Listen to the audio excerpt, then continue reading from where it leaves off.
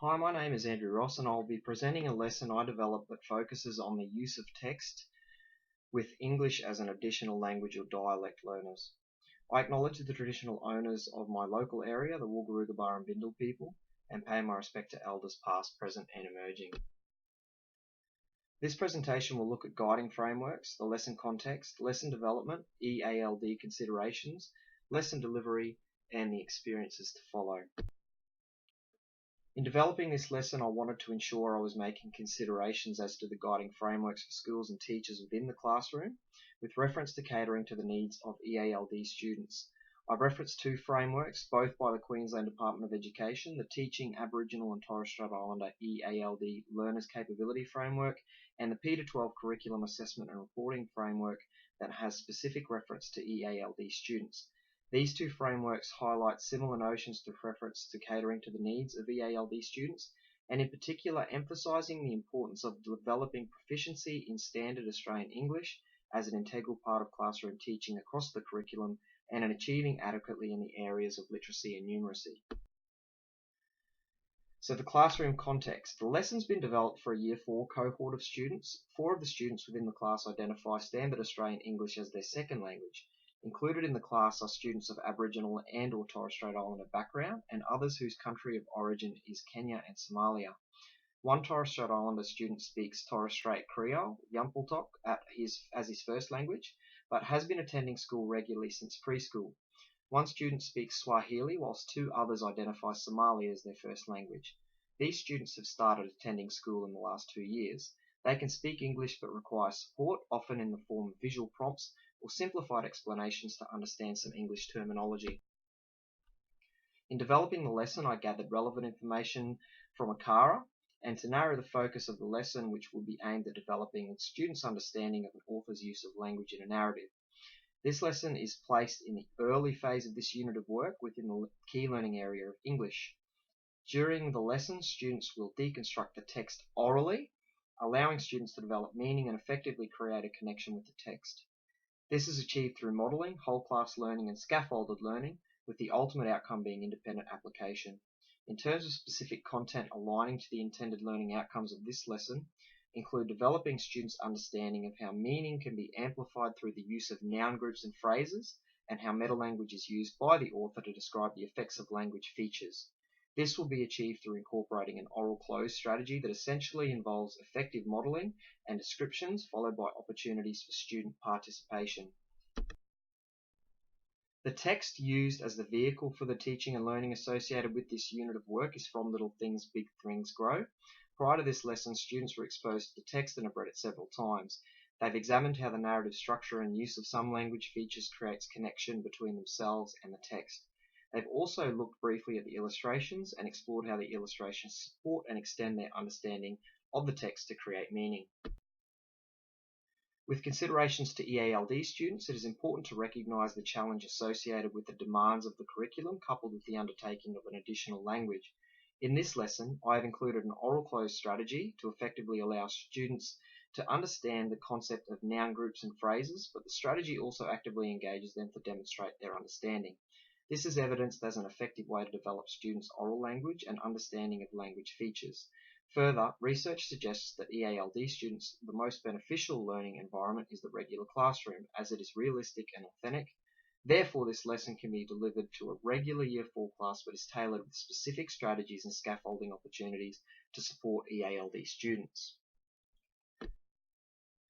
In the lesson delivery, we would introduce the lesson by revisiting previously learned concepts and reintroducing the text. So I would ask students, what do we know about From Little Things, Big Things Grow? What was the orientation? What was the complication? What was the resolution? I'd vary the use of language there for the EALD students. For example, using start instead of orientation, problem instead of complication, and solution instead of resolution. From there, we could introduce the concept of noun groups and phrases using explicit instructions. So I would remind students what nouns are. So nouns are the names of people, places, or things, and introduce the meta-language associated with noun groups. For example, the article, adjective, main noun, and explain that a noun group is a group of words used to build on a noun and explain different aspects of the main noun. I would go on to explicitly explain how a noun group informs readers about characters and helps the reader imagine what the character would be like.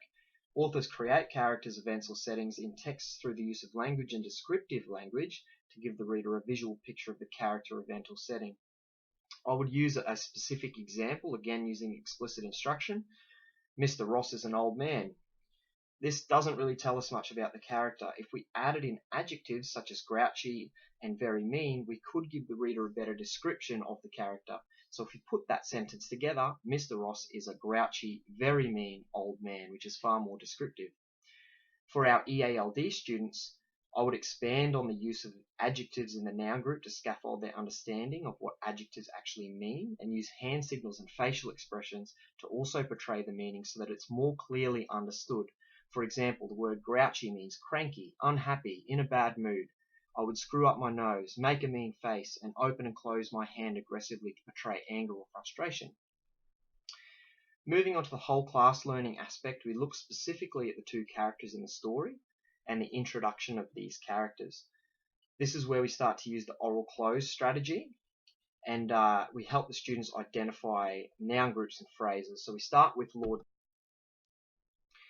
Would model this section, the oral close strategy, by reading aloud and demonstrating where we leave out the nouns or the adjectives. So I would actually cover these up with a post-it note and then demonstrate that to the class. We then repeat the activity and have the students answer with the correct noun or adjectives where they should be appropriately placed. And at this point, I would ask the teacher for their interpretation of Lord Vestey based on the description within the text. We could also prompt students to come up with their own adjectives to give a different description of Lord Vestey and change the noun group. So for the EALD students, we'd continue with the theme of the hand signals and the gestures as a scaffolding mechanism, and I would allow them to answer wherever possible to demonstrate their understanding and repeat specific language several times, including the term noun group or noun phrase as part of Mazzano's 6-step vocabulary process. I'd also be really mindful of using synonyms such as big or large to describe the word fat. Muscle could be used to describe strong or powerful, and other terms that would assist the students with making meaning of the language and the underlying concept of power and privilege in this case. Could also use the illustrations to scaffold students with the descriptions if appropriate. So for students to demonstrate their understanding, we move on to the independent application, and we use Vincent Lingari in this situation. So we read the segment together, continue to use the hand gestures and the signals, make reference to the illustrations to enhance the written language to describe Vincent Lingari, and scaffold students to understand what he looks like and what his circumstances are. I would allow the students to reread the text as often as they require, as they independently identify the noun groups with specific reference to the nouns and adjectives, just like we did in the previous activity as a whole class. From there, I'd allocate students partners, and we'd do a think, pair, share activity. Be very strategic in how I allocate the EALD students to provide them with opportunities to engage in a positive way with their peers. And in their partnership, they would discuss what they've discovered about Vincent Lingari, and they would share their ideas with each other. They would discuss where the nouns and the adjectives were as part of the noun group or phrase. And to support that, we could make reference to the illustrations again for students that are having any difficulty. We could draw on that. We could also draw on the previous activity that we did looking at Lord Vestey. So bringing the class back together, the students as a whole class would share what they've discovered and share what their understanding is. And we could finish off this segment by discussing what the differences are between Lord Vestey and Vincent Lingari, and particularly from the perspective of this story and the underlying theme of this story, and how these two characters contribute to making that meaning. So the lesson would then conclude with a bit of revision about what a noun group and phrase was, asking students what their interpretation was, and we could include the meaning of noun groups and phrases on our learning journey with written examples and illustrations for students to reference in future lessons.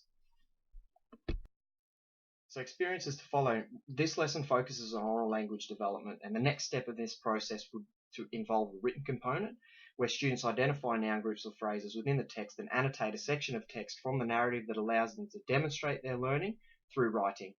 This could be a really simple writing task that involves taking a character or a particular setting in the text, analysing it, identifying the main noun, article, adjective, or adjectives, followed by replacing the adjectives to present the character or the setting in a different way. And throughout the teaching of this unit, students will also go on to learn about narrative structure, other language features, for example, verbs and verb groups, quotation marks, and prepositional phrases. And students will understand how these language features are used by authors to invoke interest and engagement with readers and provide the basis for further language development in both oral and written ways. Here is my reference list. Thank you very much for listening.